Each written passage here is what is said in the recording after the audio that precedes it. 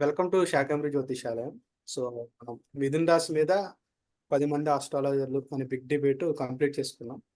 ఫైనల్గా ఇది Gnaneshwar research centre under జరుగుతుంది కాబట్టి జ్ఞానేశ్వర్ సార్ గారు దీన్ని కంప్లీట్ చేస్తారు. వాట్ టు యా జ్ఞానేశ్వర్. అందరికీ థ్యాంక్స్ చెప్తున్నా. మీ ప్రయత్నాలతోటి మీకు తెలిసిన విద్యని తెలుసుకున్నటువంటి విషయాల్ని మిథున రాశి గురించి ఇక్కడ అందరు షేర్ చేసుకున్నారు. సో దానికి సంతోషం. ఒక సజెషన్ ఏంటంటే, మీలో ఎవరన్నా ఇప్పుడు ప్రతి ఒక్కరు చెప్పిన వాటిని ఒక నోట్స్ కనుక ప్రిపేర్ చేస్తే ఒక చాప్టర్ అవుతుంది. అంటే మిథున రాశికి సంబంధించినటువంటి ఒక చాప్టర్ తయారవుతుంది. ఎందుకంటే నలుగురు ఇప్పుడు ఇంతమంది కనీసం 7-8 మంది వాళ్ళకు తెలిసిన విషయాన్ని మిథున రాశి గురించి ఇక్కడ ప్రస్తావించారు. సో అందులో కొన్ని కామన్ పాయింట్స్ ఉంటాయి. అలాగే కొన్ని ఇండివిజువల్ పాయింట్స్ ఉంటాయి. ఆ పాయింట్స్ ఏంటంటే ఒక్కొక్కరు ఒకరు చెప్తారు. ఉమర్ సార్ చెప్తారు, సుధాకర్ సార్ చెప్తారు, మిగతా వాళ్ళు సత్యనారాయణ సార్ చెప్తారు. అలా అన్ని రకరకాల పాయింట్స్ అన్ని ఉంటాయి. అవన్నీ ఒక అక్యుములేట్ చేసుకుంటే అంటే ఒక కామన్ గా మిథున రాశి గురించి ఇన్ని విషయాలని చెప్పి అదొక చాప్టర్ లాగా తయారవుతుంది. రిఫరెన్స్ పనికొస్తుంది. సో మిథున రాశి అంటే ఇలా ఉంటుంది. సో సబ్జెక్ట్ మీద నేర్చుకోవాలనుకునే ఇంట్రెస్ట్ ఉన్న వాళ్ళందరూ ఈ విషయాన్ని మీకు నేర్చుకోవాలనిపిస్తే అలా నోట్స్ రాసుకోండి. ఎవరైనా రాసిన వాళ్ళు ఉంటే షేర్ చేయండి. అందరికి ఉపయోగపడుతుంది. ఇది ఒక సజెషన్. ఇక తర్వాత మిథున రాశి గురించి అందరూ చాలా విషయాలు చెప్పారు. అలాగే నాకు తెలిసిన కొన్ని విషయాలు.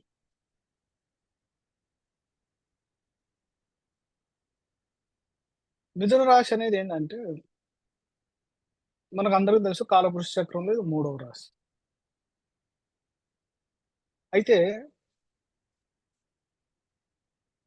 ఈ 3వ రాశికి సంబంధించి అంటే నేను భౌతిక విషయాల పట్ల వెళ్ళటం లేదు. ఈ రాశి గురించి కొద్దిగా డీప్‌గా అంటే నెక్స్ట్ లెవెల్‌లో ఆలోచించాల్సినటువంటి విషయాలు. ఇదేంటంటే మైండ్‌కి సంబంధించినటువంటి రాశి. ఎందుకంటే వాయుతత్వ రాశి, అగ్నితత్వ రాశి అనేది మొదటిది. అదేంటంటే శరీరం యొక్క ఉనికికి సంబంధించినటువంటిది. శరీరానికి పుట్టుకకి, శరీరానికి కారణానికి, అలాగే ఆత్మకి సంబంధించినటువంటి రాశి. ఎందుకంటే ఆత్మకు సంబంధించినటువంటి రవి అక్కడ ఉచ్చ పొందుతారు. అది మేషరాశి. అది మన ఆత్మ అనేది పైలోకాల నుంచి లేదా కింది లోకాల నుంచి ఎక్కడి నుంచి అనేది ఈ భూమి మీదకి రావడానికి కారణమైనటువంటి రాశి మొదటి రాశి అది మేషరాశి. అది అగ్నితత్వ రాశి.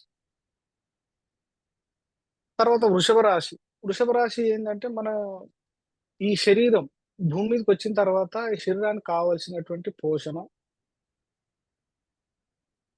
శరీరానికి కావాల్సినటువంటి ఆహారం, మిగతా విషయాలన్నీ. అంటే ఒక శరీరం ఉనికి, దాని సస్టెనెన్స్ అంటున్నారు. జీవనం. తన జీవనానికి కావాల్సినటువంటి సకల పదార్థాలని సమకూర్చుకోవటం కూడా ఆ రాశిలోనే ఉంటుంది. తర్వాత మనిషికి కావాల్సినటువంటి ఆహారం, మాట, వస్త్రాలు, ఆభరణాలు, మనిషి రూపం గురించినటువంటి ఆలోచన, అందం, ఇవన్నీ రకరకాల విషయాలన్నీ రెండో భావం ఉంటాయి. అది ఎందుకంటే పృథ్వీ తత్వం. అంటే అక్కడ ఏమవుతుందంటే ఆత్మ తను వచ్చిన స్థితిని మర్చిపోయి ఈ భూమే శాశ్వతం, ఈ భూమే నాకు సంబంధించినటువంటిది, ఈ భూమి మీదనే నా నివాసం. సో ఈ భూమి మీద లభించేటువంటి సకల సౌకర్యాల్ని నా కోసమే, ఈ ప్రకృతి అంతా నా కోసమే ఉంది అనే భావంలో ఆత్మ ఏమవుతుందంటే తనొచ్చిన సోర్స్ అంటే మూలం ఎక్కడి నుంచయితే వచ్చిందో అది మర్చిపోయి, ఈ భూమి మీద ఉన్నటువంటి సుఖాల పట్ల తన ధ్యాసంతా దాని మీదే ఉంటుంది. అది పృథ్వీతత్వ రాశికి సంబంధించినది. ఇక తర్వాత రాశి ఏదంటే మిథున రాశి. ఇది వాయుతత్వ సంబంధించినటువంటి రాశి. అయితే మామూలుగా మనుషులకి ముందు సర్వైవల్ అంటే బ్రతకటానికి కావాల్సినటువంటి కూడు, గుడ్డ అంటారు. రోటీ, కపడా, మకాన్ ఇలా అంటాము. అవన్నీ అయిన తర్వాత మనిషి ఏం చేస్తాడప్పుడు, ఇంకా దీని మీద నెక్స్ట్ ఏముందని చెప్పి ఆలోచిస్తాడు.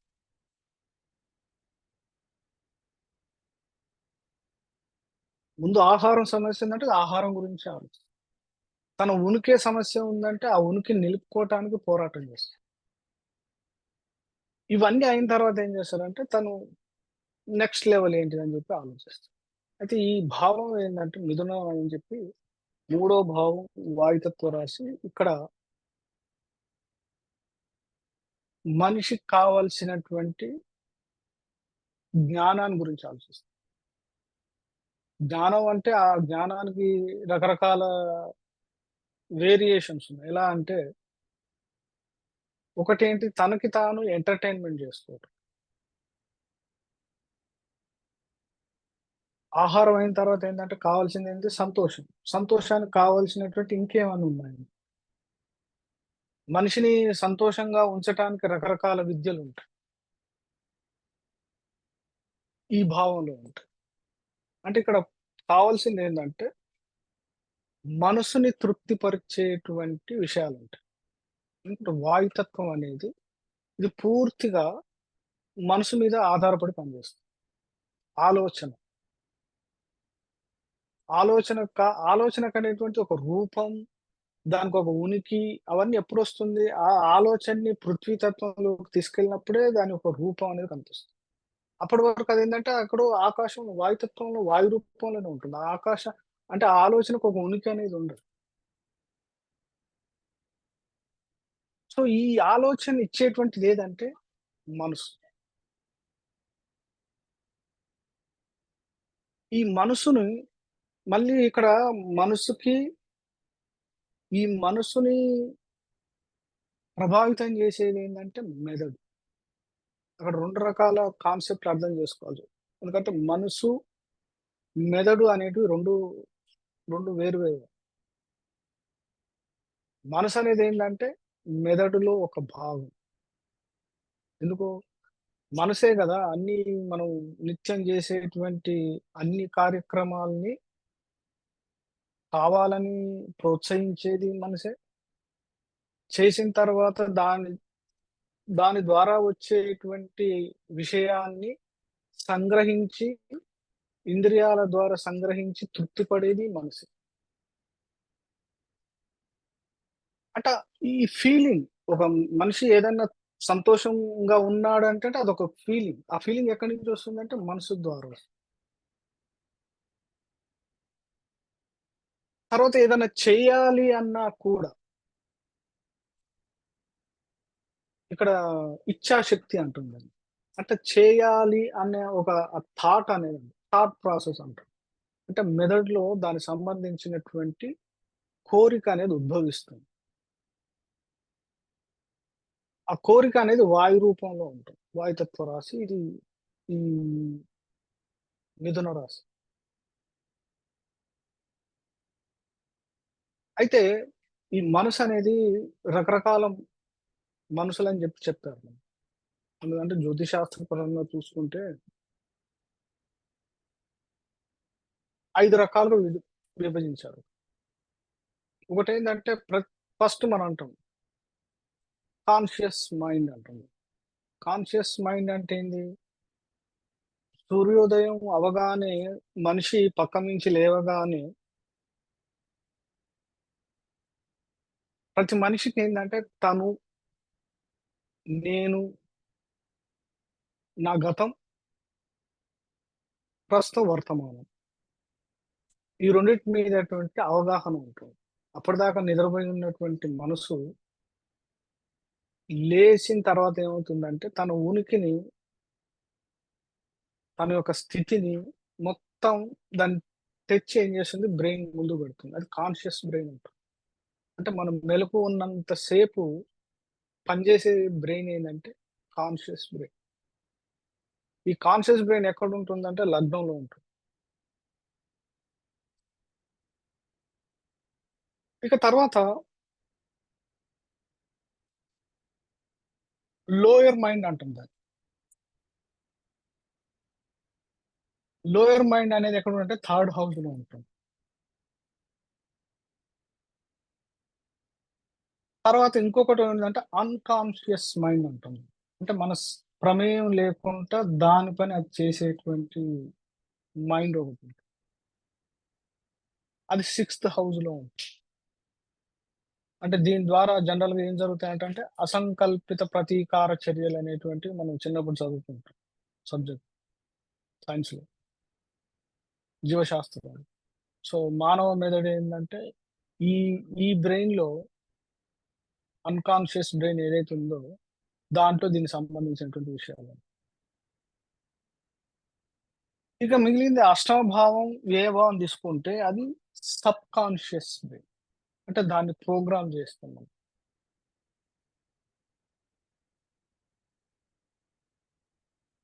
తర్వాత లాస్ట్‌దేంటంటే సూపర్ కాన్షియస్ బ్రెయిన్. అది భగవద్దత్తం లేదా భగవంతుని ద్వారానో, లేకపోతే గురువు ద్వారానో ఆ బ్రెయిన్ అనేది అంటే ఆ మెదడు దానికి సంబంధించినటువంటి లక్షణాలని మనకి మన బ్రెయిన్‌లో యాక్టివేట్ అవుతాయి. దాన్ని సూపర్ కాన్షియస్ అంటాం. అది నైన్త్ హౌస్ చెప్తది.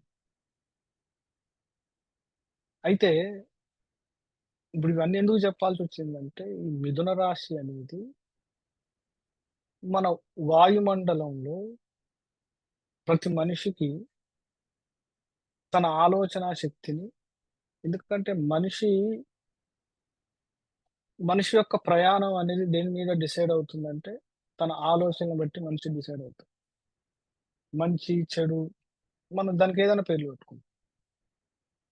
మంచి అనొచ్చు, చెడు అనొచ్చు, ఏదైనా కావచ్చు. ఎనీథింగ్.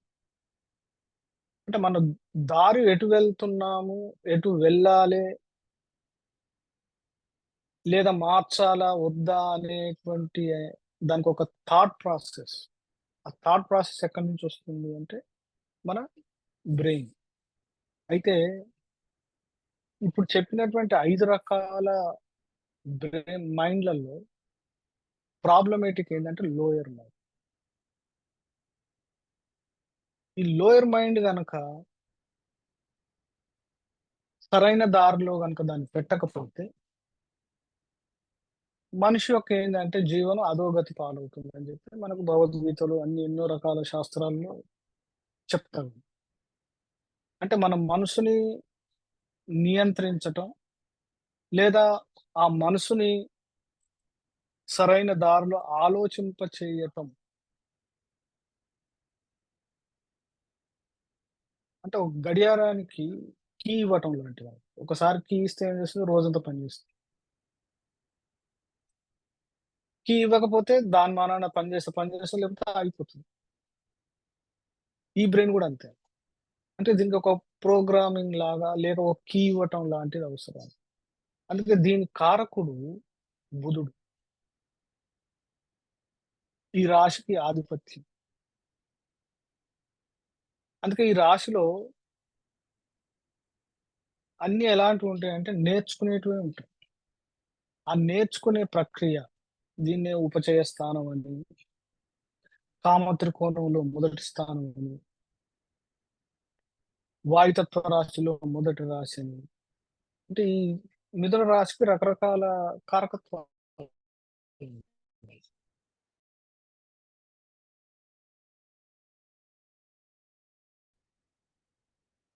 ఎటువైపు ఆలోచింపజేస్తున్నాం, ఎటువైపు వెళ్ళాలి అనే ఒక డెస్టినేషన్ అంటే ఒక గమ్యం గనుక డిసైడ్ చేసుకుంటే, మన ఆలోచనా సరళిని మార్చటానికి ఈ రాశి పనికొస్తుంది. ఈ రాశిలో ఏ గ్రహం వెళ్ళినా దాని ద్వారా మన మనసుని మార్చటానికి అది పనికొస్తుంది. ఈ రాశి ఎవరికి లగ్నం గావచ్చు, వ్యయ భావం గావచ్చు, షష్ఠ భావం గావచ్చు, సప్తమ భావం ఏదైనా గావచ్చు. కానీ ఈ రాశి ఎక్కడుంటే అక్కడ దీని యొక్క ప్రాముఖ్యత అనేది మనిషి యొక్క జీవితంలో ఆలోచనా సరళిని ఆ విధంగా మనిషిని ప్రభావితం చేస్తుందని తెలుసుకోవాలండి. ఇది మిథున రాశికున్నటువంటి మినిమమ్ ముఖ్య ఉద్దేశ్యం. భౌతికంగా ఆలోచించకుండా ఇంకా కొద్దిగా డీప్ లెవెల్ అంటే నెక్స్ట్ లెవెల్‌లో గనక ఆలోచిస్తే ఈ రాశి యొక్క ముఖ్య కారకత్వం ఏమిటి అని అనుకుంటే. ఎందుకంటే అన్‌కాన్షియస్ మైండ్ అనేది మనం చెప్పాను సిక్స్త్ హౌస్. అది కూడా బుధుడికే ఇచ్చారు మనకి. అంటే అన్‌కాన్షియస్ బ్రెయిన్‌లో ఏముంటాయి? కామ, క్రోధ, లోభ, మోహ, మద, మాత్సర్యాలు ఉంటాయి అక్కడ. అది కన్యా రాశి మాట్లాడుకుంటప్పుడు దాంట్లో వస్తుంది. దానికి కారకుడు అక్కడ బుధుడే మళ్ళీ. బుధుడికున్నటువంటి శక్తి ఏంటిదంటే విషయాన్ని గ్రహించటం, ఆ విషయాన్ని పదిలపరచటం, మళ్ళీ అదే విషయాన్ని కావలసినప్పుడు యథావిధిగా బయటికి చెప్పటం. ఈ బుధుడి కారకత్వం. అంటే దానికి విషయాన్ని పట్ల చాలా విషయాన్ని ప్రతీది నేర్చుకోవాలనేటువంటి తపన అనేది బుధుడి జీవితం మొత్తం ఉంటుంది. అందుకే మిథున రాశి వాళ్ళు, మిథున లగ్నం వాళ్ళు, వాళ్ళ జీవితం మొత్తం మీద ఏమవుతుందంటే ఏదో ఒకటి సంతృప్తి చెందనటువంటి జీవితం.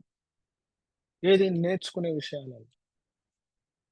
కనిపించే విషయాలన్నిటిని లేదా వాళ్ళ మెదడులో ఏదైనా వచ్చింది అనంటే దాని గురించి నేర్చుకోవాలి అనేటువంటి తపన అనేది నిరంతరం జీవితాంతం కొనసాగుతూనే ఉంటుంది. దానికి కారణం ఏంటంటే ఇది.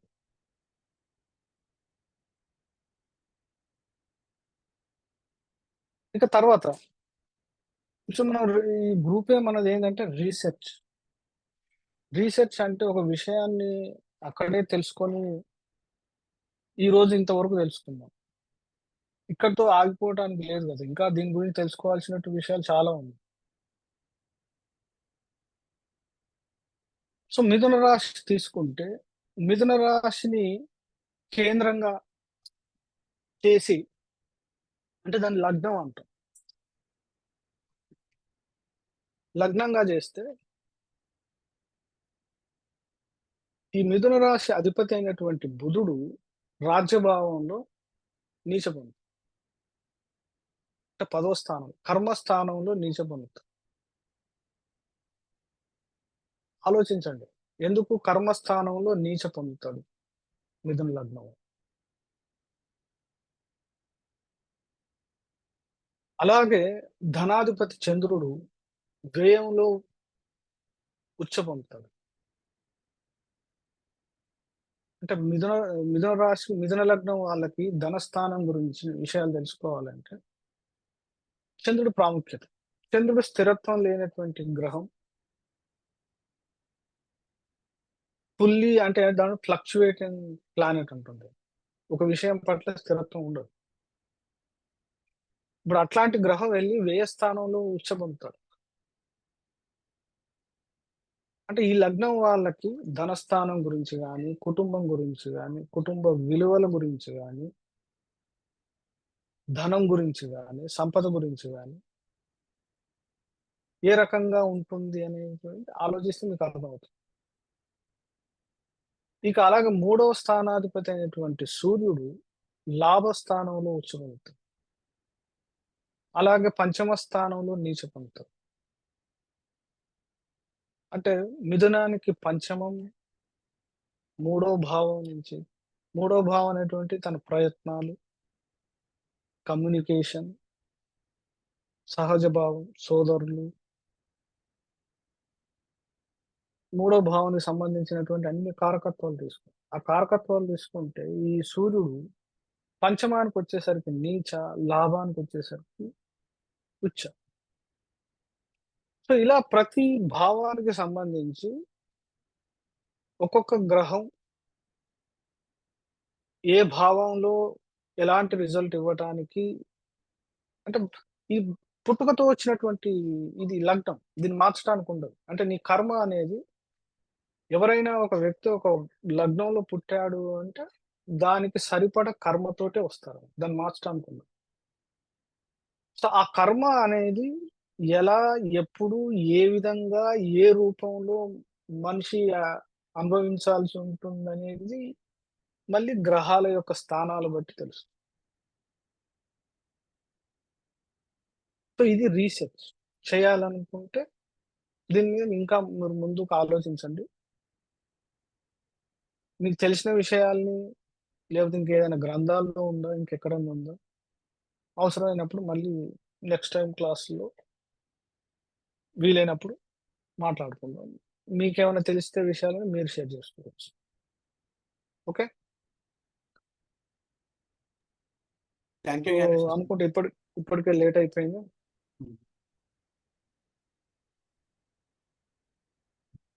సో ఎవరన్నా ఆస్ట్రాలజర్లు